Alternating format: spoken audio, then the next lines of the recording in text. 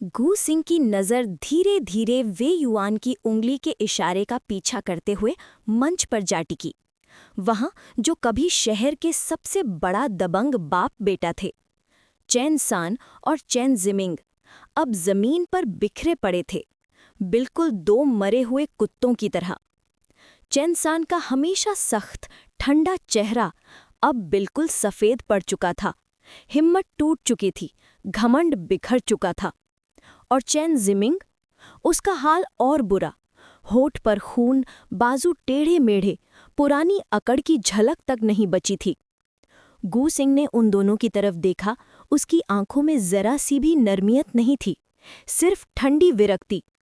सालों से चैन सान ने दबाव, रिश्वत और धमकी देकर दूसरों के गार्डियन बीस छीने थे, और चैन जिमिंग ने बाप की ताकत का सहारा लेकर पूरे लिन युआन सिटी के स्टूडेंट्स को सताया था। आज जो उनके साथ हुआ वो उन्हीं की कमाई थी। कमांडर वे, कानून के मुताबिक कार्यवाही कीजिए। वे युआन ने हल्का सा सिर हिलाया। वो जानता था कि गू सिंह चाहे तो उन्हें खुद भी सजा दे सकता था, इसलिए उन्हें जिंदा रखा गया था। पर गू सिंह को कोई दिलचस्पी नहीं थी।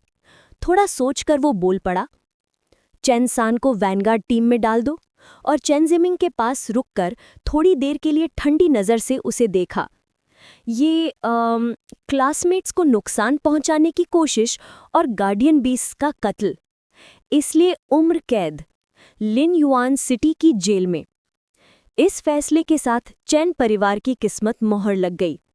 कुछ देर बाद लोग आ गए और बेहोश चैन बाप बेटा को उठाकर ले गए। जाने से पहले एक स्पिरिचुअल टाइप बीस्ट मास्टर ने अपने हाथ पर नीली रोशनी जमा की और चैन जिमिंग और एन्चांटिंग डेमन के बीच का स्पिरिचुअल लिंक काट दिया, क्योंकि अब वो एन्चांटिंग डेमन गू सिंह की थी। सब कुछ ठीक से सेटल करने के बाद वे युआन ने आसपास देखा, फिर बोला, मुझे मिलिट्री की कुछ जिम्मेदारियां निभानी हैं, तो मैं चलता हूँ। ग्रेजुएशन के बाद सादर्न मिलिट्री रीजन को प्रायोरिटी देना। गू सिंह ने गंभीरता से सिर हिलाया। वे युआन खुश होकर मुड़ गया, पर 2 कदम बाद ही रुक गया। वैसे मिलिट्री असेसमेंट का फेज 2, तुम और यिंगबिंग एल्फ सीक्रेट रेल्म जा रहे हो, तो तुम दोनों को असेसमेंट में हिस्सा लेने की ज़रूरत नहीं है। तुम्हारी रैंक असेसमेंट के बिना ही पहली होगी। गू सिंह की आंखों में चमक आ गई। जो टेंशन वो कई दिन से उठा रहा था, वो एक पल में गायब हो गया। कमांडर हवा की तरह आया और हवा की तरह चला गया, पीछे 2 अनमोल चीजें छोड़कर, एक लाइट क्रिस्टल और एक फर्स्ट क्लास ऑनर मेडल। ये चीजें सच में बहुत कीमती हैं। शास्यू पता नहीं कब आ पहुंची थी। मेडल को देखकर उसकी आंखों में लालच से भरी चमक थी। फर्स्ट क्लास ऑनर मेडल से तुम सिटी डिफेंस आर्मी को भी मोबिलाइज कर सकते हो और आफत आने पर एक स्पेशल स्क्वाड भी बुला सकते हो। इस बैज का वजन मत अंडर एस्टिमेट करना। गू सिंह को तब समझ आया कि ये सिर्फ एक ऑनर मेडल नहीं था, इसमें असली ताकत छिपी थी। शास्यू ने फिर हल्का सा मुस्कुराते हुए बताया, वैसे जो लड़की चोट खाकर गई थी, मैंने बेस्ट हीलर भेज दिया है, जल्दी ठीक हो जाएगी। धन्यवाद सिटी लॉर्ड। शास्यू ने हाथ हिलाकर बात टाल दी और मंच से उतर गई। गू सिंह की नज़र अब बांधी गई एन्चैंटिंग डेमन पर पड़ी। उसकी आंखों में कोई नरमियत नहीं थी। सिटी लॉर्ड शाह, मैं चाहता हूं कि शेनरुक से इस एन्चैंटिंग डेमन के साथ स्लेव कॉन्ट्रैक्ट साइन करे। Slave contract? शास्यू ने भौं उठाई, फिर समझकर मन ही मन में हाँ भर दी। ऐसी मास्टर डिवावरिंग बीस्ट के लिए सबसे सख्त कॉन्ट्रैक्ट ही सही रहेगा, मैं सहमत हूं। शास्यू चली गई और मंच पर तालियों का तूफान फूट पड़ा। गू सिंह का नाम पूरे शहर में गूंज रहा था। इस शोर में एन्चैंटिंग डेमन धीरे धीरे होश में आई।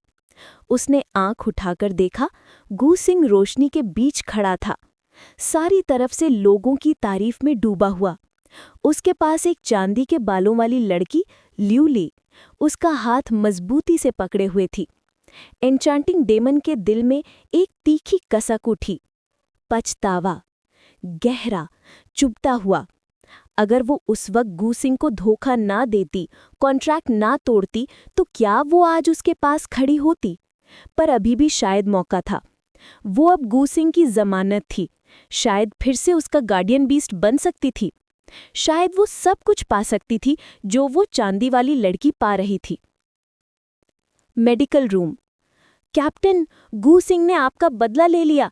चेन जिमिंग की हड्डियां मंच पर तोड़ी गईं। कैप्टन, उदास मत होइए, हम सब मिलकर आपके लिए एक बेहतर गार्डियन बीस्ट ढूंढ लेंगे। कैप्टन, सेकंड असेसमेंट भी आपके बिना अधूरा है। गू सिंह बेडरूम के दरवाजे तक पहुंचा ही था कि उसने अंदर से ये आवाजें सुनी। उसने एन्चेंटिंग डेमन की तरफ देखा। मास्टर, आप मुझे यहाँ क्यों लाए हैं? उसकी आवाज कांपती थी। उसकी लाल प्यूपल्स सिकुड़ गईं। एक अजीब सा डर उसके दिल में उगने लगा। तभी, स्टिंकी डेमन, कौन बुलाया मास्टर? गू सिंह के पास खड़ी छोटी एंजल लियू ली तुरंत चिढ़कर बोली। उसके लिए कोई भी गार्डियन बीस्ट उसके मास्टर को बिना इज्जत के नहीं बुला सकता, और ये एन्चेंटिंग डेमन बिल्कुल उसके स्टैंडर्ड पे खरी नहीं होती थी। उन्हें मास्टर नहीं बुलाओ। ल्यूली ने गुस्से से गला फुला लिया। उसके हाथ पर लाल आग जलने लगी। आग देखते ही एन्चेंटिंग डेमन का पूरा शरीर कांप गया। उसने उस रोस्टिंग पेन को याद कर लिया जो उसके अस्तित्व तक को जला गया था। माफ कीजिए। वो झट से झुक गई। तभी ल्यूली ने आग मिटाई, नाक उचकाकर किया। गू सिंह बस हेल्पलेस होकर मुस्कुरा दिया। उसकी छोटी एंजल हर तरह परफेक्ट थी, बस थोड़ी पॉजेसिव। उसने बेडरूम का दरवाजा खटखटाया। Knock knock knock. आवाजें तुरंत रुक गईं। दरवाजा खुला। एक लड़की ने झलक ली और चौंक कर बोल पड़ी, गू गू गू सिंह। वो सीधे साइड हो गई। प्लीज अंदर आइए। गू सिंह ने शालीनता से सिर हिलाया और अंदर गया। रूम एकदम हलचल से भर गया। गू सिंह, यहाँ बैठिए। आपको कुछ खाना चाहिए? फ्रूट लाऊं? सबसे ज्यादा ध्यान खींच रही थी शेनरुक से, जो बिस्तर पर लेटी हुई थी। उसका पहले से बेमंजिल चेहरा गू सिंह को देखकर रंग से भर गया और एक हल्की लाली उसके गालों पर चमक उठी। 10 से ज्यादा दिन बाद। चैप्टर 32। मास्टर, क्या उस दीदी का हाथ सॉफ्ट था? English version. मेडबे के अंदर सबसे पहले एक तेज दिमाग फीमेल टीम मेंबर ने सिचुएशन समझ ली। चलो चलो, सब बाहर, हटाओ यहाँ से। वो सबको बिल्कुल मुर्गियों की तरह धक्का देती हुई बाहर निकलने लगी। आखिरी मेंबर को भी बाहर धकेलकर उसने पलटकर गू सिंह को एक शैतानी विंक दिया। गॉड गू, हमारी कैप्टन आपके हवाले। उसने हौसला बढ़ाने वाला थम्स अप किया और धीरे से दरवाजा बंद कर दिया। दरवाजा बंद होते ही कमरा एक पल में शांत हो गया। शेन रुएक शुए ने अपने कंबल का कोना पकड़ लिया। उसकी उंगलियां हल्के से कांप रही थी। गू सिंह, तुम यहाँ क्यों आए हो? वो पहले थैंक यू बोलने के लिए गू सिंह को ढूंढना चाहती थी, पर अब जब वो सामने खड़ा था, उसकी आवाज कांपने लग गई थी। गू सिंह ने शान से एक सेब उठाया, चाकू उठाया और पील करना शुरू कर दिया। तुम्हारी चोट की वजह मैं हूं, मुझे देखने आना बनता नहीं है। हम क्लासमेट्स हैं, एक दूसरे की मदद करना नॉर्मल है। वो खुद ही जानती थी कि ये बहाना कितना कमजोर था। उसका चेहरा और भी लाल हो गया। गू सिंह ने उसे एक्सपोज नहीं किया। वैसे तुम्हें देखने के अलावा एक और काम था। ये कहकर उसने अपना सर घुमाया और उसकी नज़र एन्चेंटिंग डीमन पर टिक गई। एन्चेंटिंग डीमन के दिल में ठंडी सी हलचल उठने लगी। बुरा सा एहसास बढ़ता जा रहा था। माफी मांगो। गू सिंह की आवाज एकदम तेज हो गई। एन्चेंटिंग डीमन जोर से थर्राई और तुरंत घुटनों पर गिर गई। I am sorry. पर उसकी आंखों में कोई सच्ची माफी नहीं थी, सिर्फ दिखावा। ये देखकर गू सिंह ने ठंड से सर हिला दिया। उसकी आंखों की जो आखिरी नरमियत थी, वो भी उसी पल मिटा दी। जिस चीज का स्वभाव बिगड़ चुका हो, उसे बदला नहीं जा सकता। वो स्लेव कॉन्ट्रैक्ट का सोच रहा था और अब उसे लग रहा था ये पूरी तरह सही फैसला था। शेन रुएक शुए ने एन्चेंटिंग डीमन को माफी मांगते देखा तो वो एक पल को चौंक गई, फिर सब समझ गई। गू सिंह, इसमें उसकी गलती नहीं थी। चेन जिमिंग ने उसे मजबूर किया था। टीम मेंबर से वो ये जान चुकी थी कि अब ये एन्चेंटिंग डीमन गू सिंह को मिल चुकी है और आगे चलकर ये उसकी गार्डियन बीस्ट बनने वाली है। इसलिए चाहे गुस्सा हो, उसे अब छोड़ देना चाहिए। गुशिंग, प्लीज उसे उठने दो, उसकी गलती नहीं थी। पर गुशिंग बिल्कुल नहीं माना। वो पील्ड एप्पल शेन रुएक्शुए के हाथ में देकर बोलता है, जब तक वो शिद्दत से माफी नहीं मांगेगी तब तक मैं उसे नहीं उठाऊंगा। गुशिंग की गंभीरता देखकर शेन रुएक्शुए का दिल जोर से धड़कने लगा। उसने एप्पल लेने की कोशिश की, पर जैसे ही उसकी उंगली गुशिंग के हाथ से टकराई, वो बिजली की तरह झट से पीछे हट गई। जब से गुशिंग ने उसे न्यूबी ट्रायल स्पेस में बचाया था, उसके दिल में एक अजीब सी फीलिंग पैदा हो गई थी। इसलिए ये सब देखकर वो बिल्कुल पछताई नहीं थी। पर फिर, मुझे मास्टर बुलाओ। गुशिंग की आवाज ने पूरा कमरा जमा दिया। शेन रुएक्शुए के हाथ से एप्पल थड़ की आवाज के साथ जमीन पर गिर गया। उसने आंखें फाड़कर गुशिंग को देखा। क्या क्या बोला? तुम्हारी गार्डियन बीस्ट चेन जिमिंग ने मार दी, तो मैं तुम्हें गार्डियन बीस्ट वापस दे रहा हूं। नहीं, मैं नहीं ले सकती। शेन रुएक्शुए के आंसू भरने लगे। वो गार्डियन बीस्ट के बिना थी, पर वो गोशिंग के बीस्ट को कैसे ले सकती थी? अगर वो एपिक लेवल बीस्ट ले लेती, तो गोशिंग एक्स्ट्राऑर्डिनरी लेवल पर किससे कॉन्ट्रैक्ट करेगा? मैंने फैसला कर लिया है, मना करना बेकार है। गोशिंग की आवाज पत्थर की तरह सख्त थी। एन्चेंटिंग डीमन ने यह सुनते ही शरीर ठंडा पड़ते महसूस किया। हार, मौत, वो सब चलता, पर एक आम इंसान को दे दी जाए, ये अपमान बर्दाश्त नहीं। मैं उसके साथ नहीं जाऊंगी। वो अचानक खड़ी हो गई, आंखों में डार्क पर्पल रोशनी, जिसमें गुस्सा और नापसंदगी दोनों थी। गुशिंग, ठीक है, मैंने तुम्हें धोखा दिया, पर तुम मुझे इस तरह बेइज्जत नहीं कर सकते। मैं एंजल जैसी नहीं हूं, पर फिर भी मैं एपिक लेवल गार्डियन बीस्ट हूं। तुम मुझे उसको देना चाहते हो? गुशिंग की आंखों में ठंडी हंसी चमकी। एपिक लेवल, बहुत बड़ी बात लगती है। नहीं जाना है? क्या तुम्हारे पास कोई चॉइस है? वो पूरी बात करता, उससे पहले ही ल्यूली आगे बढ़कर एन्चेंटिंग डीमन को पकड़ लेती है, जैसे वो भागने वाली बिल्ली हो। गुशिंग ने हाथ उठाया, हवा में लाल रोशनी झिलमिलाई। एक blood red pentagram contract array बन गया। Slave contract? एन्चेंटिंग डीमन की आवाज तोड़ने लगी। उसके प्यूपल्स नीडल की तरह छोटे हो गए। वो पागलों की तरह झूमकर छुटने की कोशिश करती रही, पर ल्यूली की पकड़ से वो हिल भी नहीं सकती थी। गुशिंग ने बड़े आराम से शेन रुएक्शुए का हाथ पकड़ा, उसकी उंगली हल्की सी काटी।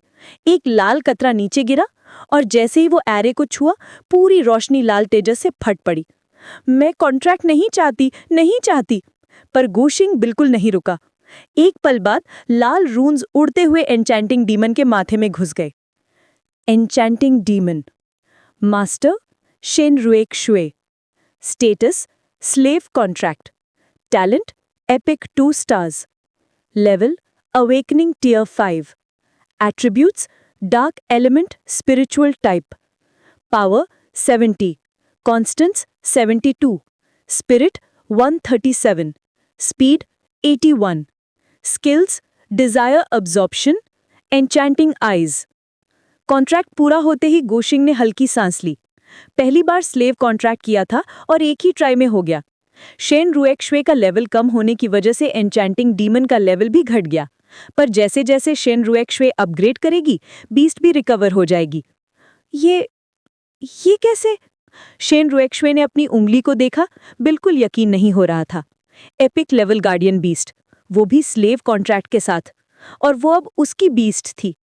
एन्चेंटिंग डीमन फर्श पर घुटनों के बल झुक गई, आंखों में आंसू, पर कॉन्ट्रैक्ट की वजह से कोई विरोध नहीं कर सकती थी। चलो, काम हो गया। गुशिंग ने हाथ डस्ट करा, खड़ा हो गया। अब वो 2 दिन चैन से सो सकता था, और असेसमेंट फेज 2 को स्किप की परमिशन मिलने के बाद भी वो डिसाइड कर चुका था कि थोड़ा पार्टिसिपेट करेगा ताकि अपना लेवल बढ़ा सके। क्लास मॉनिटर, अगर और कुछ नहीं तो मैं चलूं? शेन रुएक्शुए उसे रोकना चाहती थी। हाथ आधा भी उठाया, पर आवाज नहीं निकली। हाथ धीरे से नीचे गिर गया। गुशिंग ने दरवाजा खोला। धड़ाम! दरवाजा खुलते ही 3-4 लोग एक दूसरे के ऊपर गिरते हुए अंदर आ गए। वो साफ साफ गॉसिप सुन रहे थे। उन्होंने ऑकवर्ड हंसी से खुद को संभाला। गुशिंग ने कुछ नहीं कहा, सिर्फ हल्का सा नॉट करके बाहर चला गया, ल्यूली उसके साथ। पर जैसे ही वो मेडबे से बाहर निकला, ठंडी सी हवा उसके कान के पास से गुजरी। मास्टर? ल्यूली की आवाज बिल्कुल हल्की, बिल्कुल ठंडी। वो दीदी का हाथ सॉफ्ट था। मुझे तो आपने एक पील्ड एप्पल भी नहीं दिया।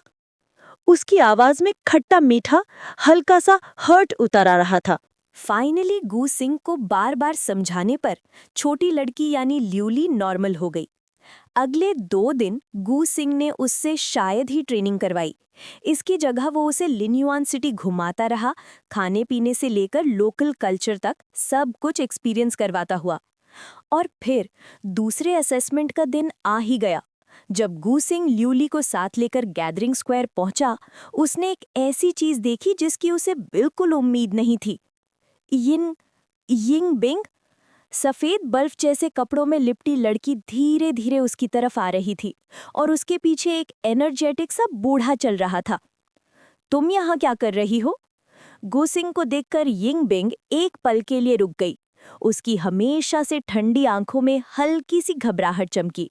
उसने होठ काटे, काफी देर तक कुछ सोचा, फिर धीरे से बोला, सीक्रेट रेल्म। उसकी आवाज बहुत हल्की थी। गू सिंह को कोई अजीब बात महसूस नहीं हुई, क्योंकि उसके लिए यिंग बिंग हमेशा से हिकम बोलने वाली थी। पर उसके गार्डियन यिंग शिंहे ने आंखें थोड़ी सी तंग कर लीं। वो तो बचपन से लड़की को देख रहा था और उसे तुरंत समझ आ गया था कि यिंग बिंग आज अलग बिहेव कर रही है। पहले वो सिर्फ अपने गार्डियन बीस्ट में ही इंटरेस्टेड होती थी, लेकिन अब उसकी तीखी नज़र गू सिंह पर गिरी। लेडी ने लिन युआन सिटी आने की जिद की। क्या ये सब इस लड़के की वजह से है? पर फिर उसने मन ही मन में हाथ झाड़ दिए।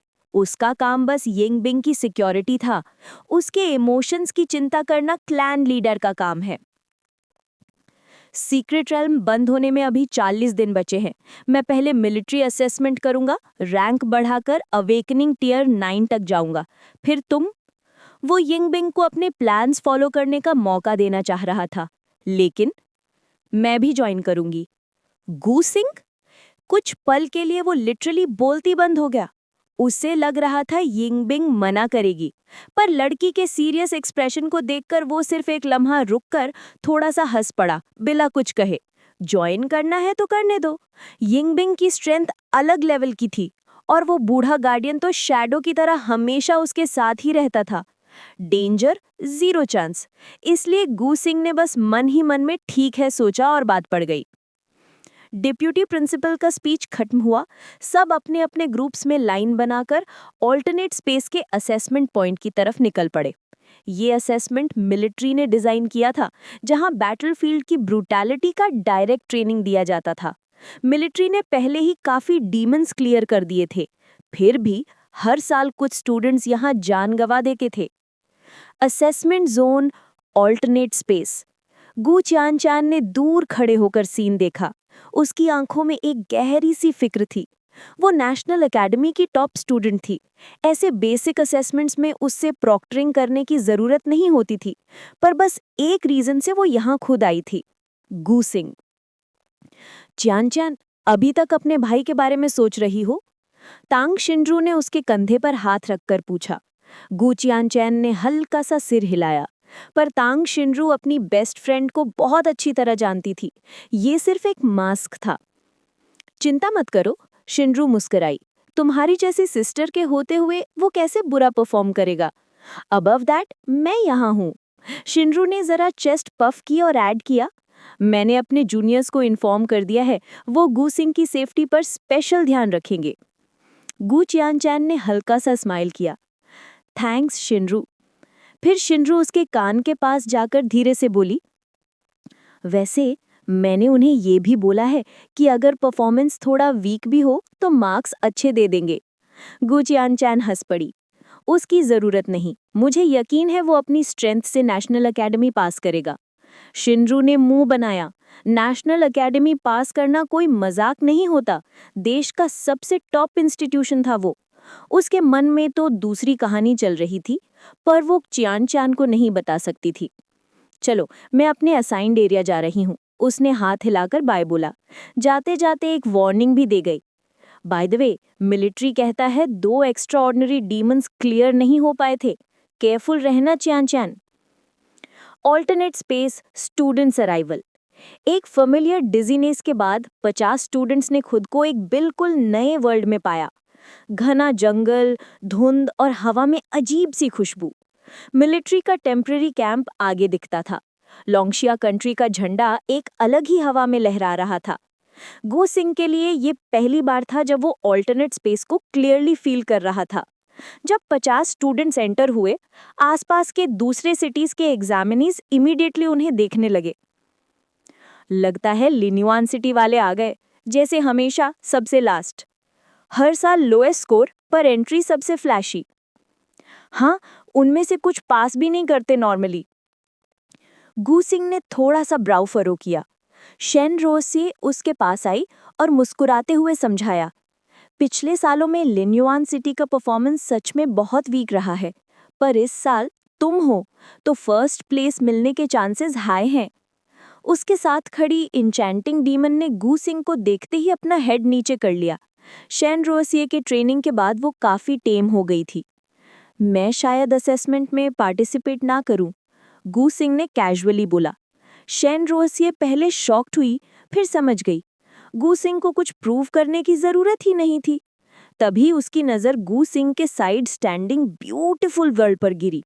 यिंग बिंग, बहुत खूबसूरत, और गू सिंह के साथ परफेक्ट मैच। शेन रोसिए के दिल में एक चुभन सी हुई, फिर भी उसने फोर्स्ड स्माइल से पूछा, ये कौन है? गू सिंह कहने ही वाला था, यिंग बिंग। लड़की ने खुद ही कोल्ड टोन में जवाब दिया। शेन रोसिए ने पोलाइट नॉड किया और तुरंत पीछे हट गई। कोई डिस्टर्ब करना सही नहीं लग रहा, उसने मन ही मन में सोचा, और चली गई। लिऊ ली ने तुरंत गू सिंह की कमर को पीछे से जोर से पिंच किया। उसका छोटा मुंह फूला हुआ था, लग रहा था उसका मास्टर बहुत ही ज्यादा पॉपुलर होता जा रहा है। हिस। ल्यूली की अचानक की गई छोटी सी शरारती हरकत ने गुक सिंह को सीधा ठंडी सांस लेने पर मजबूर कर दिया।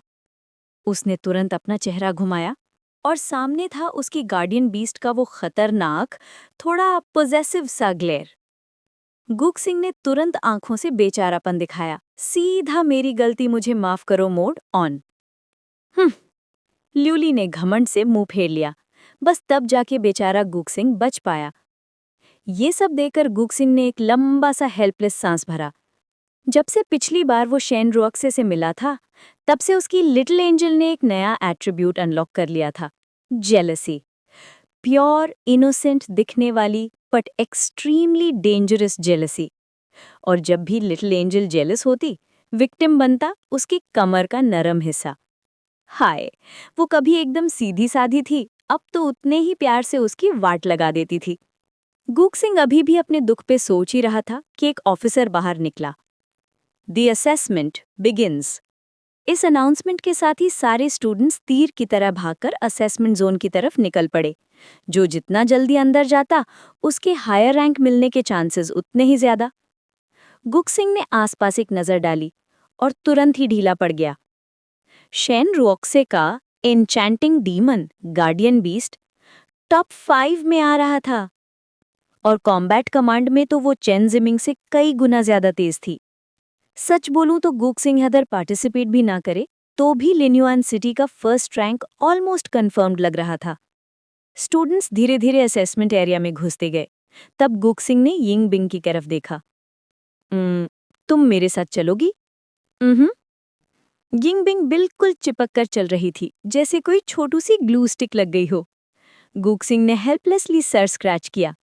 अगर वो ना जानता होता कि यिंग शिंग हर आसपास छुपकर उनकी देखभाल कर रहा है, तो उसे पक्का लगता कि लोग उसे कोई लड़की चुराने वाला परवर्ट समझ लेंगे। यिंग शिंगहर ने पहले ही बोल दिया था, जब तक कोई जान का खतरा ना हो वो इंटरवीन नहीं करेगा। पर फिर भी गुक सिंह को एंटायरली यकीन था कि वो आसपास ही छुपा हुआ है। मगर अभी के लिए यिंग बिंग का साथ होना फायदेमंद था। आइस फिनिक्स की कंट्रोलेबिलिटी प्लस ल्यूली की attack speed equal to ultra fast leveling. सोचकर ही फेस ब्राइट हो गया। बस फिर सीधा यिंग बिंग को लेकर वो असेसमेंट के हाई लेवल एरिया की तरफ चल दिया। पूरे एरिया को लो, मिड और हाई लेवल में डिवाइड किया गया था, और गुक सिंह ने बिना सोचे हाई लेवल एरिया में एंट्री मार ली। यहाँ के सारे demon race creatures awaken tier 6 से ऊपर थे। नॉर्मली स्टूडेंट्स असेसमेंट के एंड तक यहाँ आते, पर ये दोनों सीधे ही अंदर मार्च कर गए। और कोइंसिडेंस देखो, इस एरिया की एग्जामिनर थी तांग शिनरू। वो इस टाइम चिप्स खा रही थी और अपने गार्डियन बीस्ट को आइडली पोक कर रही थी। एक्स्ट्राऑर्डिनरी लेवल बीस्ट मास्टर होकर वो यहाँ सिर्फ गुकचेन चेन की वजह से आई थी। असेसमेंट के स्टार्टिंग टाइम पे तो कोई नहीं आने वाला था, ये सोचकर वो बॉर्ड मोड में थी। पता नहीं ये महीना कैसे कटेगा, वो मम्बलिंग करी रही थी कि गार्डियन बीस्ट ने सडन अलर्ट दिया। 2 स्टूडेंट्स ने हाई लेवल एरिया में एंट्री कर ली है। क्या? तांग शिनरो के हाथ से चिप्स जमीन पर गिर गईं। कौन इतना बाप का बंदा है जो सीधा यहां घुस गया? शिकायत करते करते वो फ्लैश की स्पीड से खड़ी हो गई। एग्जामिनर और सेफ्टी ऑफिसर होने के नाते उसे तुरंत दौड़ना पड़ता। एक ब्लिंक में वो दोनों स्टूडेंट्स की डायरेक्शन में गायब हो गई। मीनवाइल गुकसिंग और यिंगबिंग हाई लेवल एरिया में थोड़ा आगे बढ़े ही थे कि 3 मैसिव ओगर्स उनके सामने आ गए। अवेकन टियर 9 के डीमन रेस क्रीचर्स, भूख, खून और बर्बरी से भरे हुए।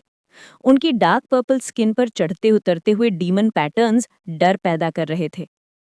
Ogre, talent demon general, level awaken tier 9, power, constitution, speed सभी फ्राइटनिंग।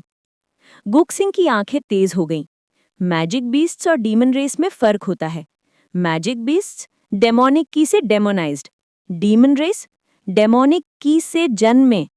कोई नहीं जानता वो आटे कहाँ से हैं, बस इतना पता है कि वो हर इंटेलिजेंट रेस के दुश्मन हैं। और डीमन रेस के talent ranks: demon soldier, demon captain, demon general, demon monarch, demon king, demon god. Exactly guardian beasts के common, elite, excellent, epic, legendary, myths जैसा। सामने वाले तीनों ही डीमन जनरल लेवल के थे। पर इससे गुकसिंग डरा नहीं, बल्कि उसकी आंखों में एक्साइटमेंट चमक उठी। हाई लेवल जोन में आने का मकसद ही डीमन रेस को किल करना और लेवल अप करना था, और ये 3 टावर जैसी हस्तियां खुद उसके सामने आ गईं। Perfect timing. तांग शिनरू जब पहुंची, उसने सीन देखा और तुरंत शॉक हो गई। 3 awaken tier mind demon generals, ये तो एक भी न्यू ग्रेजुएट स्टूडेंट हैंडल नहीं कर सकता। फिर उसने लड़के का चेहरा देखा, थोड़ा फेमिलियर लगा। उसने गुकचेन चेन का दिया हुआ फोटो निकाला। अरे, ये तो गुकचेन चेन का भाई है। वो बेचारी ऑलमोस्ट चोक हो गई। ये बच्चा पहले दिन यहाँ क्या कर रहा है? वो सीधे इंटरवीन करने तैयार हो गई। गुकचेन चेन का भाई उसके सामने जख्मी हो गया तो वो मुंह दिखाने लायक नहीं रहेगी। पर तभी वो दोनों बच्चे भागने के बजाय अटैक स्टांस ले रहे थे। तांग शिनरू लिटरली स्टैचुएस्क फ्रीज हो गई। Battle begins. गुकसिंग और यिंगबिंग ने एक दूसरे की तरफ देखा। You control, I attack. Okay. बातें खत्म भी नहीं हुई थी कि प्रोफाउंड फ्रॉस्ट आइस फीनिक्स ने पुन्नों को फैलाते ही एक फ्रॉस्ट स्टॉर्म छोड़ दिया। हवा बर्फ बनकर ओगर्स को ढकने लगी। उनकी मूवमेंट एकदम स्लो हो गई। गुकसिंग ने चांस नहीं वेस्ट किया। ल्यूली, जजमेंट। एक लाल बिजली जैसी स्वॉर्ड लाइट चमकी और बीच वाला ओगर सीधा 2 टुकड़ों में कट गया। बाकी दोनों रॉर करते हुए अटैक करने भागे, पर ल्यूली की घोस्ट लाइक स्पीड उनके आसपास नाच उठी। अवेकन टियर 6 होने के बावजूद उसके स्टैट्स टियर 9 के बराबर पहुंचे हुए थे। एक और स्वॉर्ड फ्लैश और बाकी दोनों ओगर्स भी नीचे गिर गए। तीनों ब्लू हेलोस सीधे ल्यूली के ब्राउ में मर्ज हुए और उसका ऑरा फिर से एक्सप्लोड हो गया। ल्यूली लेवल्ड अप, अवेकन टियर 7। उसके साथ आइस फीनिक्स भी टियर 7 तक ब्रेक थ्रू कर गया। तांग शिनरू ने दूर से ये सब देखा, फिर आंखें रब करके दोबारा देखा। इम्पॉसिबल! वो मजाक में गुकचेन चेन से कहती थी कि तेरा भाई तो तीनों टियर 9 डीमन जनरल्स को काट मिठाई की तरह काट देगा, पर ये लड़का तो वाकई काट रहा है। गल्प। इस लेवल का जीनियस नेशनल एकेडमी का एडमिशन ऑफिस खुद एक दूसरे को मार लेगा इसको रिक्रूट करने के लिए। गुकसिंग और यिंगबिंग आगे बढ़ गए और तांग शिनरू सोच रही थी, गुकचेन चेन जब अपने भाई का एक्चुअल स्ट्रेंथ देखेगी तो क्या रिएक्शन देगी। अगले कुछ दिनों में टैंग शिनरो का पूरा वर्ल्ड व्यू हिल कर रह गया। उसकी आंखों के सामने ये दोनों, गुशिंग और यिंगबिंग, किसी भी अवेकनिंग टियर के डीमन रेस को ऐसे काट रहे थे जैसे कागज की पत्तियां हों। चाहे टियर 6 हो या टियर 9, उनके सामने कोई टिक ही नहीं रहा था। इस नॉनस्टॉप लड़ाई, लेवलिंग और टेरिफाइंग ग्रोथ स्पीड के बीच बस 2 दिन में दोनों ने अवेकन टियर 8 को ब्रेक थ्रू कर लिया। जब ये दोनों उसके सुपरविजन एरिया से निकल गए, टैंक्स एंड रो अभी भी शॉक मोड में फ्रोजन खड़ी थी। दिमाग अभी तक प्रोसेस नहीं कर पा रहा था कि उसने ये क्या-क्या देख लिया। काफी देर तक वो बस खाली नजरों से हवा को तकती रही। फिर धीरे से अपनी इवैल्यूएशन शीट निकाली और गूशिंग के नाम के सामने बड़ा सा लिख दिया, परफेक्ट स्कोर। उसे क्या पता था, इसी वक्त सदर्न मिलिट्री रीजन हेडक्वार्टर्स में वे युआन खुद एक रिकमेंडेशन लेटर लिख रहा था। गूशिंग जैसा टैलेंट अगर एंट्रेंस एग्जाम दे तो वो एग्जाम का सबसे बड़ा इंसल्ट होगा। और जिस आदमी के नाम पर वो रिकमेंडेशन जा रही थी, वो कोई और नहीं बल्कि लॉन्ग झनकुआ, principal of the national academy. For your eyes only, deepest examination area. Exam area के सबसे गहरे हिस्से में गो कियानचान का चेहरा कस गया। नेशनल अकेडमी के स्टूडेंट्स में सबसे पावरफुल होने के नाते इस डेंजरस रीजन की मॉनिटरिंग जिम्मेदारी उसके पास थी, और इस वक्त उसकी परसेप्शन ने क्लियरली एक एक्स्ट्राऑर्डिनरी लेवल डीमन रेस की औरा पकड़ी। Star year butterfly, jade faced fox. एक हल्की सी आवाज में बुलंद हुआ कमांड और दोनों गार्डियन बीस सामने आ गए। Star year butterfly, epic talent, extraordinary tier 2, और दूसरा जेड फेस्ड फॉक्स, उसका सबसे पहला गार्डियन बीस्ट। अवेकनिंग से ही साथ अब अवेकन टीयर 9 तक पहुंच चुका था। उन दोनों को देखकर गो कियानचान का मिशन क्रिस्टल क्लियर हो गया। इस एक्स्ट्रा ऑर्डिनरी डीमन को तुरंत एलिमिनेट करना होगा, कैंडिडेट स्टूडेंट्स के एरिया में पहुंचने से पहले। अगर एक extraordinary demon race awakening stage students पर अटैक करता तो वो सीधा मैसेकर होता। ये सोचकर ही वो लाइटनिंग स्पीड से ऑरा की डायरेक्शन में दौड़ पड़ी। उसे ये बिल्कुल पता नहीं था कि इसी वक्त गूशिंग और येंगबिंग भी साइलेंट स्टेप्स में इसी जोन में एंटर हो चुके थे। इस पेस पे चलें तो हम जल्दी ही अवेकन टीयर 9 पहुंच जाएंगे। गूशिंग ने साइड ग्लांस में यिंगबिंग की तरफ देखा, फिर सीधा सीक्रेट रेल्म के लिए चल पड़ेंगे। पिछले कुछ दिनों के साथ रहने से उसने धीरे धीरे यिंगबिंग की नेचर अंडरस्टैंड कर ली थी। वो कोल्ड नहीं थी, बस दुनिया से इंडिफरेंट थी। बस एक बात कंफ्यूजिंग थी, शायद उसका इल्यूजन हो, पर ये फ्रॉस्ट वाली लड़की उसके साथ थोड़ी ज्यादा जेंटल थी। यिंगबिंग ने हल्की सी उंगली से अपने आइस फीनिक्स का पर हल्का सा टच किया और सर झुकाकर एक छोटी सी नोट दिया।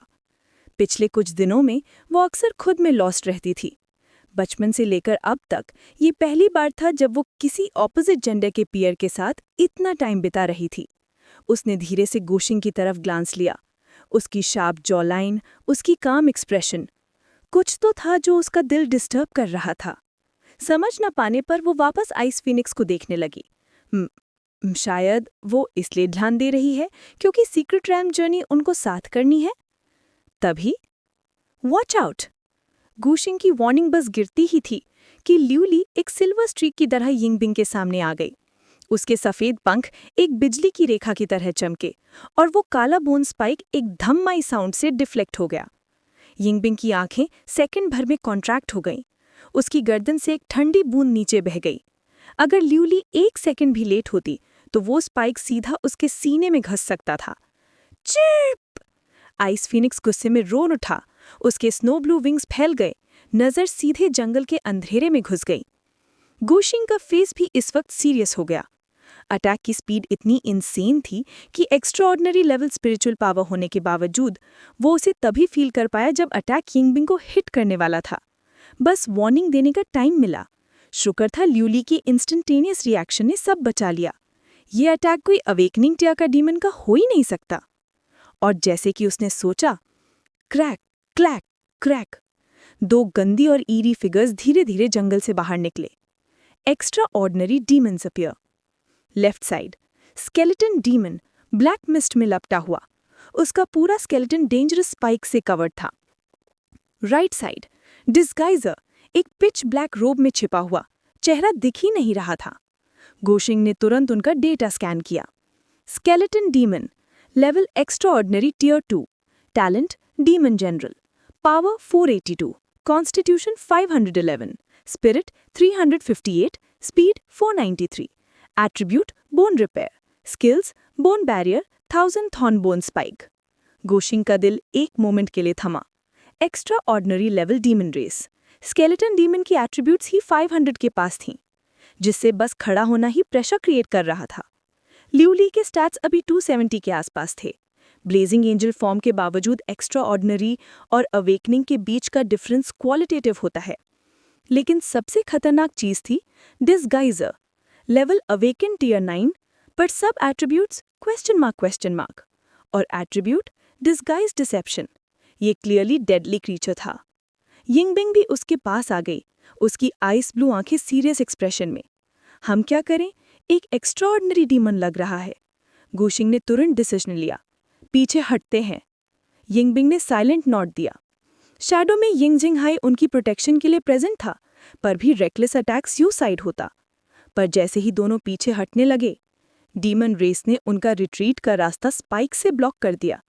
स्केलेटन डीमन ने बोन स्पाइक शूट करके पूरा एग्जिट सील कर दिया। वो यहाँ दिनों से छुपे हुए थे, भूखे, और अब जब प्रे सामने था तो कैसे जाने देते।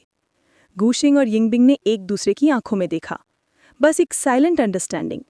ये फाइट अनअवॉइडेबल है। शैडो में यिंग जिंगहाई ने अपने फिंगर्स में आइस ब्लू डोमेन गैदर किया। अगर जरूरत हुई तो वो इंटरवीन करेगा। पर तभी दूर से एक अर्जेंट लाइटनिंग स्पार्ट साउंड आई। एयर स्प्लिट हो गया और एक फिगर्ड बैटलफील्ड में डिसेंड हुई। Star year butterfly, cage of light. एक क्लियर क्रिस्प आवाज स्टारलाइट बरसा जैसे आसमान से रुक रुक कर, और एक डार्जनिंग लाइट केज बनकर दोनों डीमंस को ट्रैप कर गया। गु qianqian लैंडिंग पोज में आई। स्टार्ट ईयर बटरफ्लाई उसके आसपास घूमती हुई। Sister, sister! गुशिंग की आंखें शोक से गोल। Chapter 36 Six-Winged Blazing Angels Descend English Translation। उस आवाज को सुनते ही गु क्वान ने झट से पीछे मुड़कर देखा और एक पल के लिए उसकी आंखें संकुच गईं। जो कैंडिडेट इतने बेशर्मी से डेंजर जोन में घुस आया था, वो कोई और नहीं, उसका खुद का भाई था। वो इंस्टिंक्टिवली डांटने वाली थी, एक तीखी लाइन जुबान तक आ भी गई थी, पर जैसे ही उसकी नज़र गुसिंग के पास खड़ी ठंडी सी लड़की पर पड़ी, उसने वो सारी डांट सीधी निगल ली। ठीक है, बाहर वालों के सामने इस बच्चे का थोड़ा सा मान रखना चाहिए। पर गुसिंग के मुंह से सिस्टर सुनते ही यिंगबिंग का पूरा जिस्म एक पल को जम सा गया। उसकी आइस कोल्ड पर्सनैलिटी पे भी जैसे एक अननेचुरल सा लेयर आ गया हो। खुशकिस्मती से गुसिंग बैटलफील्ड पे ही ध्यान दिया हुआ था, वरना वो उसका ये ऑकवर्ड रिएक्शन जरूर देख लेता। I'll deal with you later। गु क्वान ने गुस्से से उसकी तरफ देखा, फिर पूरी शिद्दत से स्केलेटन डीमन को घूरती हुई आगे बढ़ी। बस इस एक्स्ट्रा ऑर्डिनरी लेवल डीमन को निपटा दे तो पूरा बैटल खत्म। दूसरी तरफ जो अवेकन टियर 9 वाला डीमन था, उसे तो जेड फेस्ड फॉक्स आसानी से संभाल सकता था। पीछे रहो, ये दोनों डीमंस तुम लोगों के बस के नहीं हैं। गु क्वान ने बिना किसी शक के अपना स्टांस ले लिया। गु सिंह ने अपनी बड़ी बहन की पीठ की तरफ देखा, कुछ बोलने की सोची, फिर चुप रहने का फैसला किया। उसने अभी अभी स्टार्ट ईयर बटरफ्लाई के स्टैट्स देखे थे।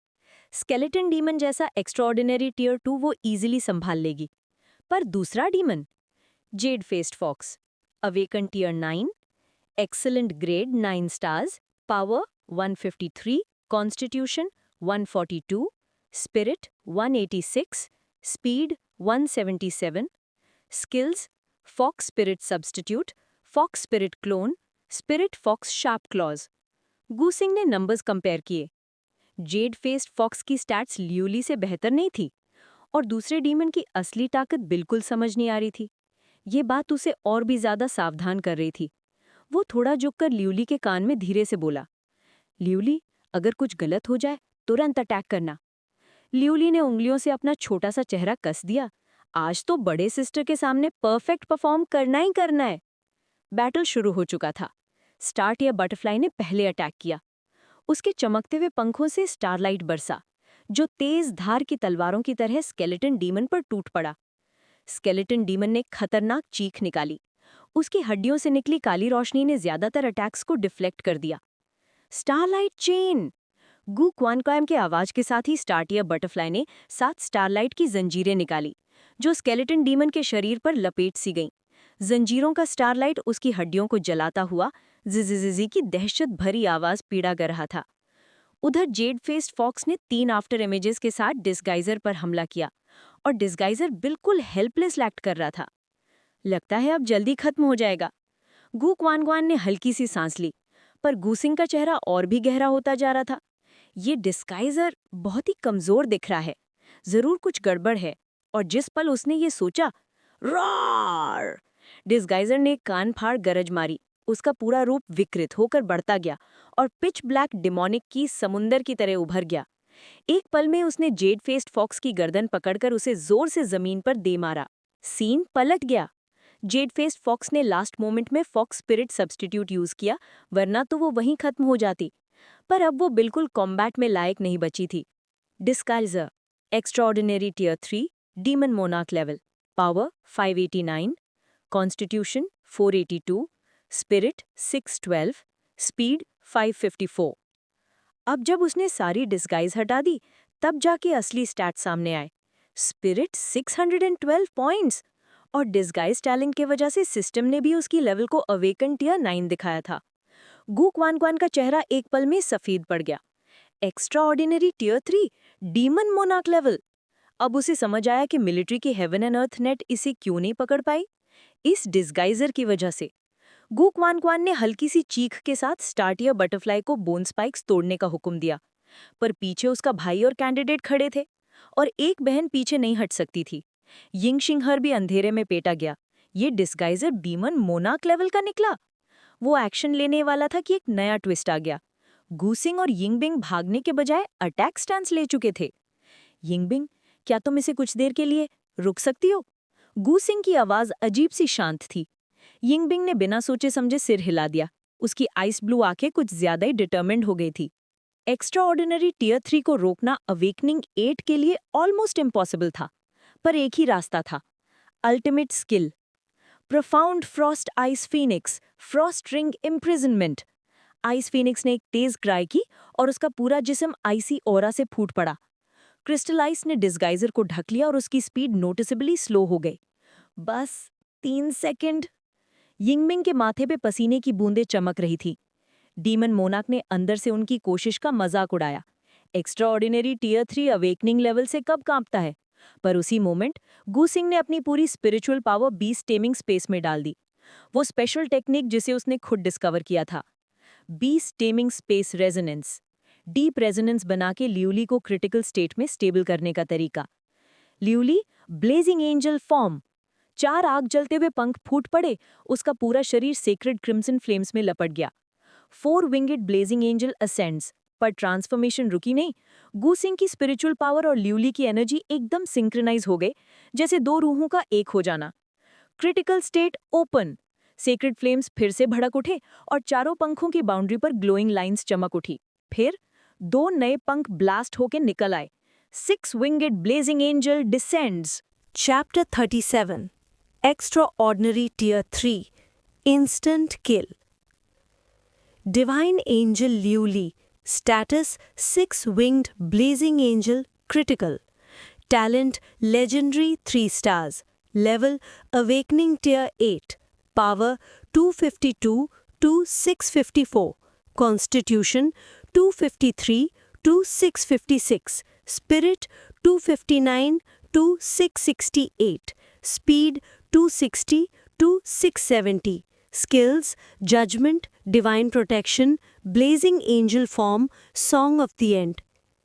ब्लेजिंग एंजल फॉर्म के थ्रू क्रिटिकल स्टेट में एंटर होते ही एट्रीब्यूट पैनल ने गुकसिंग को हिला कर रख दिया। पूरे 400 पॉइंट्स बूस्ट सभी एट्रीब्यूट्स में।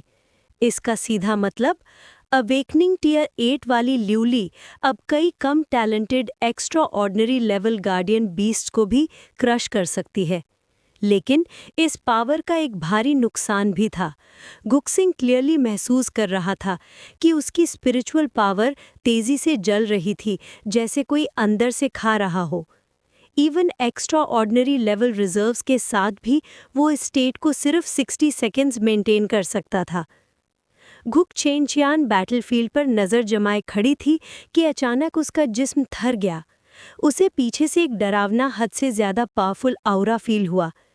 ये प्रेशर तो स्टार टियर बटरफ्लाई से भी ज़्यादा था। एक और डीमन मोनार्क। वो तुरंत मुड़कर देखती है और एक क्रिम्सन 6 विंग्ड एंजल उसकी आंखों के सामने फूट पड़ता है होली फ्लेम में लपटी हुई वो छोटी सी एंजल ल्यूली, ये कैसे हो सकता है? उसके भाई का गार्डियन बीस्ट जो बस अवेकनिंग लेवल का था, ये डीमन मोनार्क लेवल का प्रेशर कैसे छोड़ रहा है? अंधेरे में खड़ा यिंगशिंग हरे भी पत्थर बन गया।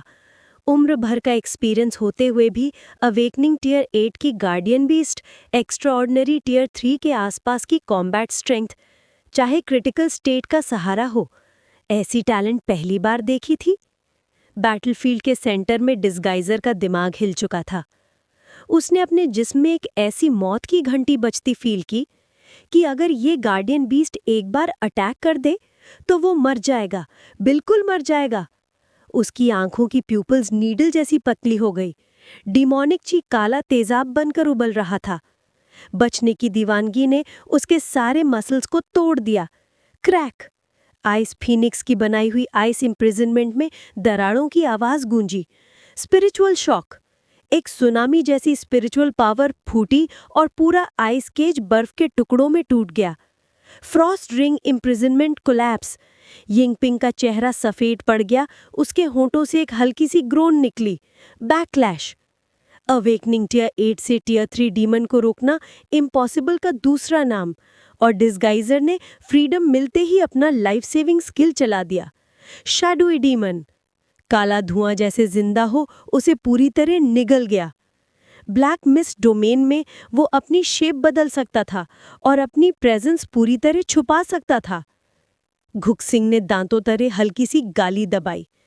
अगर डिस्गाइजर बंधी हुई स्टेट में रहता तो ल्यूली क्रिटिकल स्टेट में एक ही ब्लो में फिनिश कर सकती थी, लेकिन अब trouble. Extraordinary tier 3 avoid battle mode में चला जाए तो ल्यूली के करंट स्टैट्स के साथ भी क्विक किल मुश्किल था।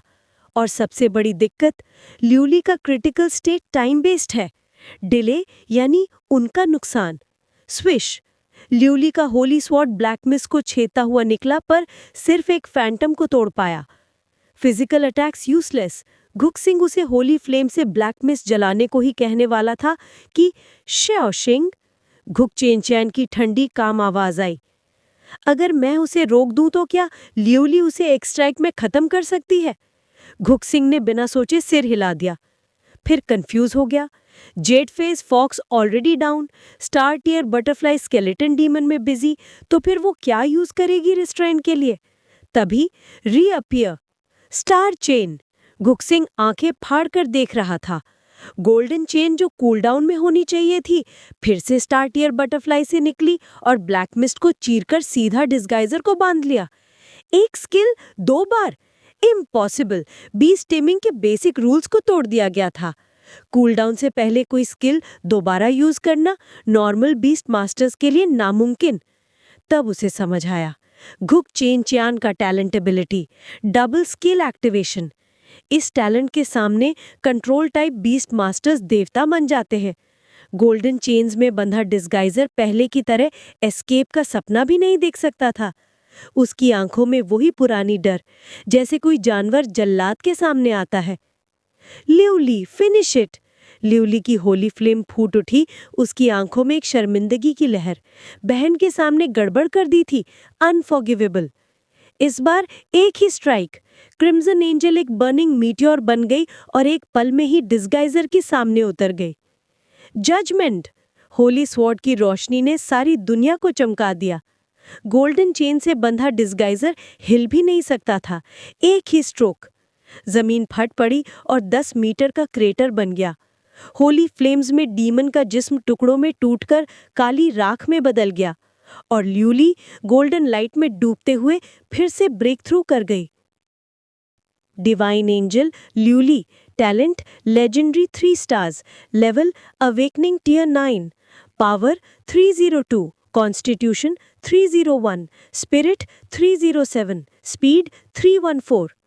सभी एट्रीब्यूट्स 300 प्लस क्रॉस कर गए। ये स्टैट्स सेम टियर गार्डियन बी से कई गुना ज्यादा और कुछ एक्स्ट्राऑर्डिनरी लेवल के इक्वल तक। बूम! घुक्सिंग के अंदर स्पिरिचुअल पावर की एक वेव उथल पड़ी। Beast feedback. दूसरी तरफ डिस्गाइजर की मौत देखकर स्केलेटन डीमन का पूरा जिस्म कांप गया। वो तुरंत भागने लगा, भागना चाहते हो? Star tier butterfly silver streak बनकर आगे बढ़ी और स्केलेटन डीमन को एक ही झटके में फाड़ डाला। एक्स्ट्रा ऑर्डिनरी टियर 2 डीमन, किल कंफर्म्ड। बैटलफील्ड साइलेंट हो गया। घुक चेन चैन ने धीरे से अपने भाई की तरफ देखा और उसके पास खड़ी छोटी एंजल, जिसकी प्रेजेंस अभी भी फेंटली डिवाइन थी, उसे देखकर उसका मन एक पल के लिए थर गया। उसके भाई का गार्डियन बीस्ट, ये टैलेंट, ये ग्रोथ, ये तो इमेजिनेशन से भी परे है। जैसे ही गू क्यांग पास आई, ल्यूली ने सीधे कमर झुकाकर उससे प्रणाम किया। अपनी मास्टर की बहन के सामने उसका पहले वाला अग्रेसिव रूप पूरी तरह गायब हो चुका था। अब वो बिल्कुल एक शांत सीधी साधी बच्ची लग रही थी। गू क्यांग के चेहरे पर क्लियरली नाराजगी थी, इसलिए गो सिंह तुरंत सीक्रेट रेल्म की पूरी बात समझाने लगा। क्या सीक्रेट रेल्म का एंट्रेंस डिफेंस लाइन के बाहर है? गू क्यांग की आवाज़ हिला देने वाली हैरानी से भर गई। सब जानते हैं कि लोंगशिया कंट्री ने ऑल्टरनेट स्पेस के एंट्रेंस के आसपास ही डिफेंस लाइन बनाई है, और वो एरिया इस पूरे स्पेस का बस एक छोटा सा हिस्सा है। डिफेंस लाइन के बाहर की जगह बहुत ही ज़्यादा खतरनाक होती है। बिल्कुल नहीं, गू क्यांग ने तुरंत मना कर दिया। सिर्फ अवेकनिंग स्टेज की स्ट्रेंथ के साथ वहां जाना मतलब सीधी मौत को बुलाना। लेकिन जब वो उन्हें समझाने के लिए प्रोज एंड कॉन्स बताने वाली थी, फिक्र मत करो, उनकी जिम्मेदारी मेरी है। एक गहरी शक्तिशाली आवाज़ अचानक सुनाई दी। यिंग शिंघे बिना किसी आवाज़ के हाथ पीछे बांधे उनके सामने आ खड़ा हुआ। Teacher Ying? गू क्यांग चौंक गई, तुरंत सीधी होकर प्रणाम किया। यिंग शिंघी, नेशनल एकेडमी का सीनियर मेंटर, उचित टियर गार्डियन बीस्ट वॉरियर्स का कमांडर। उसकी गारंटी के बाद गू क्यांग के पास अब कोई रीज़न नहीं बचा था मना करने का। यिंग शिंघे ने उसकी तस्लीम देखकर अपनी स्लीव से एक चमकती नीली पोशन निकाली और यिंग बिंग को दे दी। नरिशिंग गॉड पोशन, रिकवरी तेजी से करेगी। पोशन जैसे ही नीचे उतरी, यिंग बिंग का पहले से सफ़ेद पड़ चुका चेहरा धीरे धीरे रंग वापस लेने लगा। उसकी स्पिरिचुअल पावर भी तेजी से रिकवर हो रही थी। उसमें हल्का सा सांस छोड़ा, अपने दिल में उठती अजीब सी फीलिंग को दबाते हुए गू क्यांग को बो किया। सीनियर गू। गू क्यांग की नज़र एक पल के लिए यिंग बिंग और गू सिंह के बीच घूम गई। उसने तुरंत समझ लिया, इस यिंग फैमिली की लड़की की नज़र थोड़ी ज़्यादा ही है मेरे भाई पर। लेकिन यिंग फैमिली की लाडली, इतनी ऊंच पहचान, और मेरा सिंपल सा भोला भाला भाई, इनके सामने तो बिल्कुल ही मिसमैच लगेगा। चलो, देर हो रही है। यिंग शिंघे की वाइट स्लीव हिलती है और नीचे से एक बड़ा सा नीले पर वाला ईगल हवा में मटीरियलाइज हो जाता है। 10 मीटर से बड़ा विंग स्पैन हवा में तेज तूफान सा चला देता है। सफ़र लंबा है, मैं इन्हें लेकर आगे चलता हूँ। गू सिंह और बाकी लोग ईगल की पीठ पर चढ़ गए। गू क्यांग ने एक पल के लिए हिचकिचाया, फिर गहरी सांस लेकर बो किया। धन्यवाद टीचर यिंग। स्क्री! ईगल ऊपर को चढ़ा। एक पल में ही दूर आसमान में एक छोटा सा डॉट बन गया। Assessment period and. महीना खत्म हो चुका था। इस ट्रायल का सबसे बड़ा सरप्राइज, शेनरुक स्वे का तेजी से उभरना।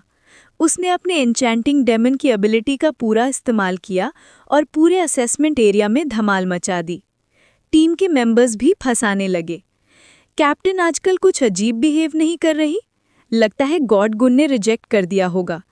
चुप, वो सुन लेगी तो मरवा देगी। शेनरुक स्वे की बर्फ जैसी ठंडी नज़रों ने उन्हें तुरंत चुप करा दिया। फाइनल स्प्रिंट चल रहा है, बकवास करोगे या लेवल बढ़ाओगे? पिछले 1 महीने में उसने लगभग पूरा वक्त डेमन रेस को हंट करने में लगा दिया। टीम थक कर टूट रही थी, लेकिन रिजल्ट ज़बरदस्त था।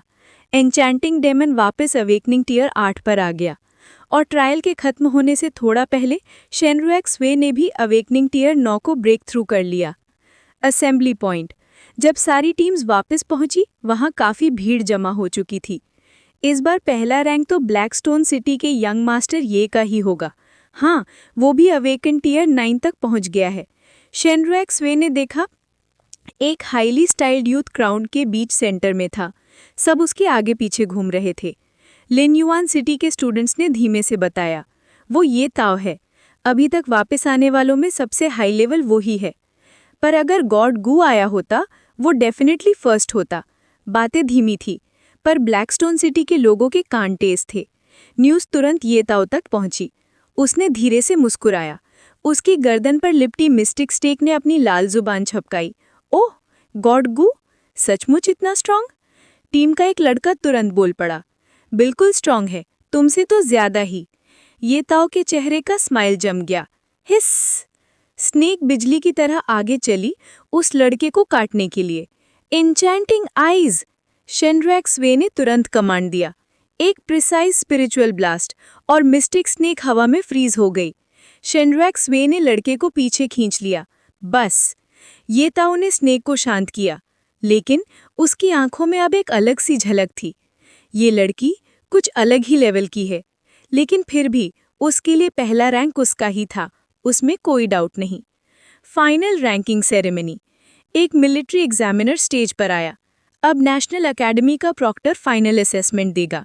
लोग हैरान, अरे इस बार साल चेंज, लेवल के हिसाब से ऑटो रैंकिंग नहीं। प्रॉक्टर छिपा हुआ था क्या? शेनड्रैक स्वे बिल्कुल काम थी। उसने एन्चैंटिंग डेमन की स्पिरिचुअल सेंस से उन छुपे प्रॉक्टर्स को पहले ही महसूस कर लिया था, इसलिए रूल चेंज उसके लिए सरप्राइज नहीं था। स्टेज पर सफ़ेद पोशाक में गू कैंग कैंग आई। उसकी ठंडी शांत आवाज़ गुनगुनाई। Rank 150, rank 149। जैसे जैसे टॉप 10 पास आ रहा था, टेंशन बढ़ती जा रही थी। रैंक 9, रैंक 8, इसी तरह रैंक 2। ये ताओ शॉक में जम गया। क्या अवेकन टियर 9 होके भी सेकंड? तो पहला कौन? सिर्फ एक ही नाम दिमाग में आया, शेनड्रैक स्वे। गू कैंग कैंग की आवाज़ गज्जी। रैंक 1 शेनड्रैक स्वे। बूम! पूरा क्राउड फट गया। यंग मास्टर ये फर्स्ट नहीं, इतना शो ऑफ करता था और सेकंड आया। ये ताओ का चेहरा काला पड़ गया। एक लड़की से हारना उसके लिए अल्टीमेट इंसल्ट। शेनड्रैक स्वे भी हैरान हो गई। अगर गू सिंह ने उसे एन्चैंटिंग डेमन नहीं दिया होता, वो कभी ये सब नहीं कर पाती। लेकिन अनाउंसमेंट्स खत्म होने पर एक मिलिट्री ऑफिसर आगे बढ़ा। उसने कामली बोला, करेक्शन, सभी रैंक्स एक पोजीशन ऊपर शिफ्ट होंगे। फर्स्ट प्लेस गू सिंह। क्रैश! पूरा असेंबली पॉइंट फट गया। कौन है गू सिंह? वो ट्रायल में था ही नहीं। गॉड गू एब्सेंट था, फिर भी फर्स्ट कैसे? और इस तरह एक शॉकवेव पूरे क्राउड में फैल गई। Chapter 39 Unrivaled Potential Wei Yuan's Personal Endorsement English Version Bhoom! ये ताओ के दिमाग के अंदर जैसे एक बड़ा सा थंडर फट गया हो। शनरू अक्षय जैसी लड़की से हार जाना एक बात थी, लेकिन एक ऐसा इंसान जो ट्रायल में आया ही नहीं, उससे पहला रैंक मिल जाना, ये कैसे हो सकता है? आंखों में लाल ब्लड शॉट वेन्स ये ताओ उन क्लासमेट्स को धक्का देता हुआ आगे बढ़ गया। एक एब्सेंट बंदा फर्स्ट कैसे हो सकता है? ऑफिसर ने उसकी तरफ सिर्फ एक ठंडी सी नजर डाला। उसकी आवाज बिल्कुल आर्कटिक हवा जैसी सर्दी वाली थी। ये ताओ डिस्क्वालिफाइड। पूरा हॉल एकदम डेड साइलेंट हो गया। ये ताओ जैसे पत्थर बन गया हो, उसी जगह जम गया। नीचे से हल्की हल्की फुसाफुसी शुरू हो गई। ये गुशिंग का बैकग्राउंड क्या है? सिर्फ एक सवाल पूछा और ये ताओ को तुरंत डिस्क्वालीफाई कर दिया। ऑफिसर ने भीड़ को एक नज़र में शांत कर दिया। उसकी आवाज़ घंटी की तरह गज्जी। एवैल्यूएशन के दौरान ये ताओ की लापरवाही से उसके 7 क्लासमेट्स घायल हुए और उसकी जिद की वजह से एक स्टूडेंट लगभग मरने वाला था। ऐसे लोग हमारे एवैल्यूएशन से पास होने लायक हैं? पूरा हॉल फिर से गर्म हो उठा। फिर ऑफिसर की आवाज़ एकदम बदल गई और उसकी प्रेजेंस हवा को भी दबाने लगी। और गू शिंग की रैंकिंग के बारे में, ये एक मिलिट्री ऑर्डर है जो पर्सनली वे युआन ने इशू किया है। अब किसी को कोई शक है? वे युआन, सडन मिलिट्री रीजन का वो नाम जो खुद एक जीता जागता लेजेंड है। अगर उसने पर्सनली ऑर्डर दिया है तो बात क्लियर थी। गुशिंग ने कुछ ऐसा किया था जिसका प्रूफ बोलता है और उसके बिना उसे फर्स्ट नहीं दिया जाता। ये ताओ फिर भी आर्ग्यू करना चाहता था, लेकिन जैसे ही ऑफिसर की ठंडी नज़रों से टकराया, उसके पैर जैसे बर्फ में डूब गए। 2 स्टील आर्मर्ड सोल्जर्स दोनों तरफ से आए और उसे पकड़ लिया। गलतियां करने वाले को सज़ा मिलती ही है। शनरू अक्षय को इस सब पर बिल्कुल गुस्सा नहीं आया। सच तो ये था, उसके दिल में एक ही बात चल रही थी, गुशिंग को ही फर्स्ट मिलना चाहिए। Evaluation ends. ऑफिसर स्टेज पर आया, एक किताब जैसे थिक एवैल्यूएशन रजिस्टर हाथ में। उसकी आवाज़ लोहे की तरह कड़क थी। नीचे दिए गए स्टूडेंट्स एलिमिनेटेड। नाम पढ़ता गया और 1 महीने का ट्रायल फाइनली खत्म हो गया। सभी रिजल्ट सील होके तुरंत देश भर की टॉप एकेडमीज के एडमिशन ऑफिसेज को भेज दिए गए। नेशनल एकेडमी प्रिंसिपल्स ऑफिस, हजारों किलोमीटर दूर, लॉन्ग जन गो को नेशनल एकेडमी का प्रिंसिपल एक गोल्डन एनवेलप को हाथ में घुमाते हुए खड़ा था। आगे लिखा नाम वे युआन। उसने भौं उठाकर बोला, ये आदमी खुद किसी स्टूडेंट के लिए रेकमेंड लेटर लिख रहा है। क्यूरियोसिटी से उसने लेटर खोला और जितना पढ़ता गया उसका चेहरा उतना ही सीरियस होता गया। लेजेंडरी लेवल बीस्ट मास्टर, अकेले ही अबिस लेवल ट्रायल को क्लियर किया, फर्स्ट क्लास ऑनर मेडल, एक के ऊपर एक अचीवमेंट्स। लॉन्ग जन गोको का दिमाग एक पल के लिए खाली हो गया। अवेकनिंग स्टेज के नए स्टूडेंट्स अब इतने स्ट्रांग हो गए हैं। उसने कम्युनिकेटर उठाया। डायरेक्टर फू, गोशिंग के पिछले एवैल्यूएशंस का रिकॉर्ड भेजो। डायरेक्टर फू यानजय ने कुछ ही देर में सब भेज दिया। डेटा देखकर लॉन्ग जन गोको की आंखें और ज्यादा खुल गई। दोनों एवैल्यूएशंस में फर्स्ट प्लेस, और उसकी बहन गु क्यान। उसने टेबल पर हाथ पटका, महोगनी डेस्क जोर से हिल गया, टी कप तक खन-खन करने लगे। डायरेक्टर फू, तैयारी करो, आधा महीने बाद मैं खुद इवैल्यूएशन साइट जाकर उस लड़के को रिक्रूट करूंगा। डायरेक्टर फू का दिल एक पल स्किप कर गया। प्रिंसिपल का ऐसा पर्सनल मूव लास्ट टाइम 5 साल पहले हुआ था। इसका मतलब गूशिंग कोई आम टैलेंट नहीं। नेशनल वाइड एडमिशंस ऑफिसेज, पूरे देश के टॉप यूनिवर्सिटीज में एक ही नाम फ्लैश हो रहा था, गूशिंग। और पोटेंशियल असेसमेंट कॉलम में वे युआन की लाल आग जैसी हैंडराइटिंग में लिखा था, comprehensive evaluation, potential unmatched, signed वे युआन। इस एक लाइन ने एडमिशंस वर्ल्ड में लिटरली अर्थक्वेक ला दिया। Valley of the secret realm, final destination. इस बीच यिंगशिंहे गूशिंग और यिंगबिंग को उनके सफर के फाइनल स्पॉट पर पहुंचा दिया। चारों तरफ पहाड़ों से घिरता एक वैली, बीच में कुछ टूटे फूटे पुराने स्ट्रक्चर्स। डीमन रेस को क्लियर करके जायंट ईगल नीचे लैंड किया। यिंगशिंहे ने साइट इंस्पेक्ट करते हुए पूछा, मुझे याद है सीक्रेट रेल्म को ओपन करने के लिए तीसरी की जरूरी थी, है ना? गोशिंग ने सिर हिलाया। एल्फ सीक्रेट रेल्म के नॉलेज के हिसाब से तीनों कीज को एक साथ एक्टिवेट करना होता है। उसने आसपास देखा, लेकिन दूसरा कोई दिखाई नहीं। लगता है तीसरा बंदा अभी तक नहीं आया, थोड़ा वेट करते हैं। यिंगशिंहे भी सिर्फ हाँ में हाँ मिला सकता था। टाइम पास करते हुए गोशिंग ने पूछा, teacher Ying, Holi spirit marrow liquid या एंजल सेक्रेट ब्लड का कोई पता मिला? यिंगशिंहे ने सोचा, फिर बोला, Holi spirit marrow liquid national academy के ट्रेजर वॉल्ट में है। एंजल सेक्रेट ब्लड, उसके बारे में कभी नहीं सुना। गूशिंग के दिल में एक्साइटमेंट की लहर दौड़ गई। At least Holi spirit marrow liquid तो कंफर्म हो गई। नेशनल एकेडमी जाना तो अब पक्का। एंजल सेक्रेट ब्लड, उसका बाद में देखेंगे। लेकिन तभी, कौन है वहां? यिंगशिंहे की आवाज एकदम तेज हो गई। उसकी स्लीव्स बिना हवा के हिलने लगी, आंखें शिकार की तरह तीखी। पहले सेंसिंग में वहां कोई नहीं था, फिर अचानक एक हल्की सी दरा सहमी आवाज आई, सॉरी। एक छोटी सी ब्लॉन्ड लड़की धीरे से रूइंस के पीछे से निकली। सिंपल से कपड़े, लेकिन आंखें चमकती हुई एमरल्ड ग्रीन। डर के मारे वो अपने कपड़ों का कॉर्नर मुंह में दबा रही थी। मैं तीसरी की होल्डर हूँ। मेरा नाम लैनी है, काउंसिल से। ऑल्टरनेट स्पेस के आने के बाद पूरा ग्लोबल पावर 3 पार्ट्स में बढ़ गया था। लॉन्गशिया कंट्री, काउंसिल जो ईगल कंट्री डोमिनेटेड थी, और वेस्टर्न चर्च। बैलेंस थोड़ा डेलिकेट था, लेकिन चलता था। यिंगशिंहे ने उस लड़की को घूर कर देखा। एक कमांडर लेवल वॉरियर होने के बावजूद उसने इस लड़की की प्रेजेंस को बिल्कुल फील नहीं किया। ये लड़की डेफिनेटली एक्स्ट्राऑर्डिनरी है। गूशिंग ने भी एक और चीज नोटिस की। उस ब्लॉन्ड लड़की के पैरों के पास एक पूरा काला शैडो जैसा कैट बीस्ट स्लिप कर रहा था, गार्डियन बीस्ट। जैसे ही डेटा गूशिंग के सामने फ्लोट हुआ, उसकी आंखें शॉक में खुल गई। Nether spirit leopard, talent legendary 5 stars, level awakened tier 9, power 311, constitution 285, spirit 284, speed 350, skills nether world instant kill, legendary 5 stars. गूशिंग का दिल एक पल के लिए कस गया। 350 स्पीड, ल्यूली से भी ज्यादा, और बाकी स्टैट्स ऑलमोस्ट 300 के पास। ये कोई नॉर्मल बीस्ट मास्टर का गार्डियन बीस्ट नहीं हो सकता। ब्लॉन्ड लड़की ने गूशिंग की गेज नोटिस की और कैट को पीछे छुपा लिया। ये मेरा गार्डियन बीस्ट है। यिंगशिंहे ने थोड़ा क्वेश्चनिंग की। लड़की ने साफ साफ जवाब दिया, और जब कुछ सस्पिशियस नहीं मिला तो उसने आखिर में उसे रहने दिया। आखिर तीसरी की उसके पास थी, और सीक्रेट रेल्म खोलने के लिए कोऑपरेशन जरूरी था। यिंगशिंहे उन दोनों के पास आया और धीरे से बोला, याद रखना, सीक्रेट रेल्म के अंदर सिर्फ एक दूसरे पर भरोसा करना। गूशिंग और यिंगबिंग ने एकदम सीरियस होकर सिर हिलाया। आगे का सफर अब बहुत ज्यादा डेंजरस होने वाला था। Chapter 40 blazing angels race English version. यिंग जिंग हागे के सिग्नल देते ही वो लड़की धीरे धीरे आगे बढ़ी और दोनों को हल्का सा सलाम किया।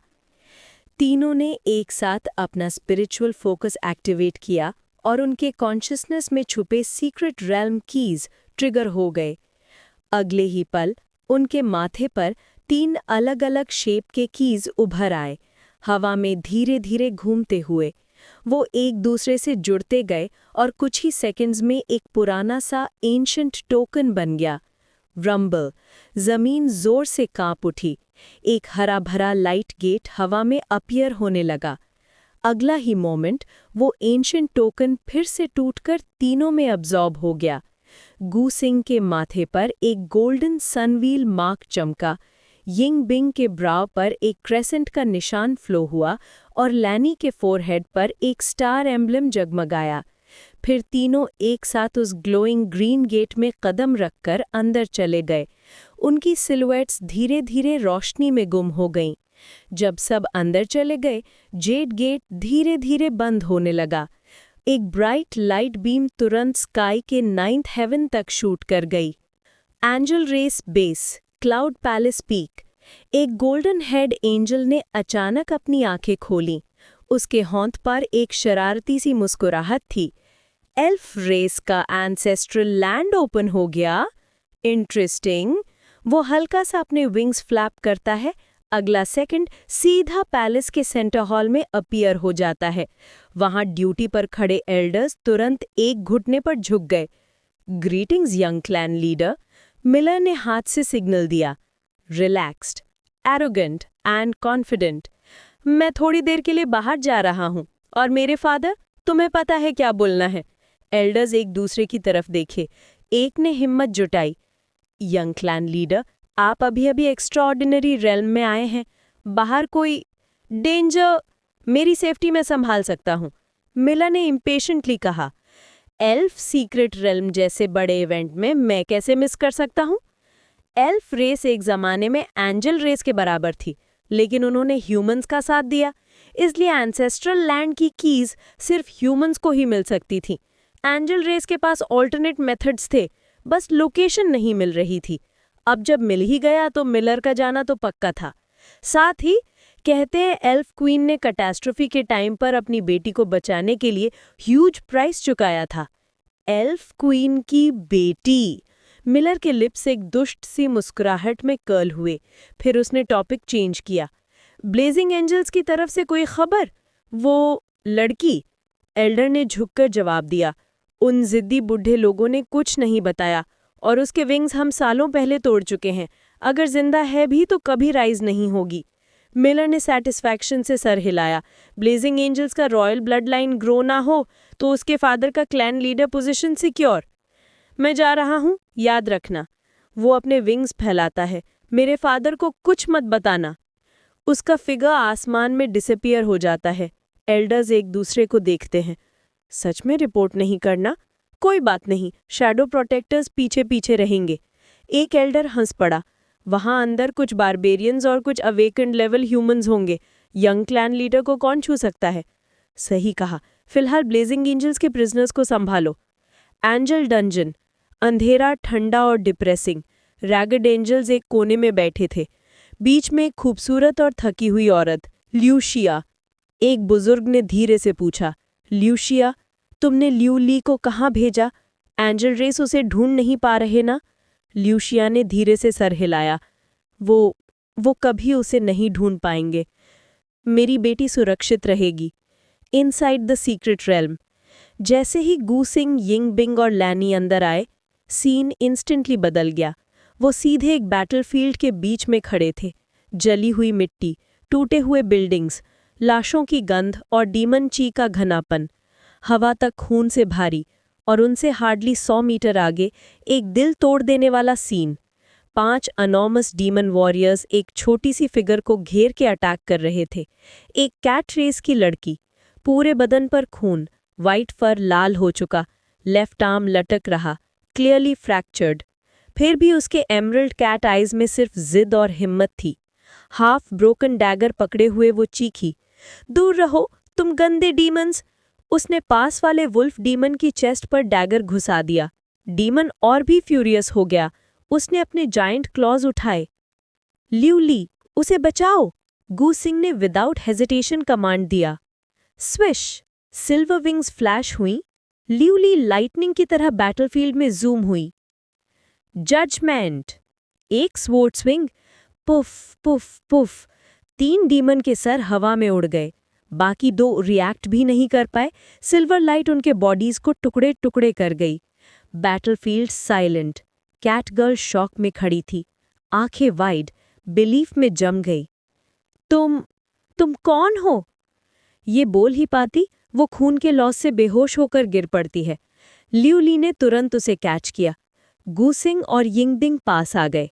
कैट ईयर्स, फ्लफी टेल देखकर गूसिंग स्लाइटली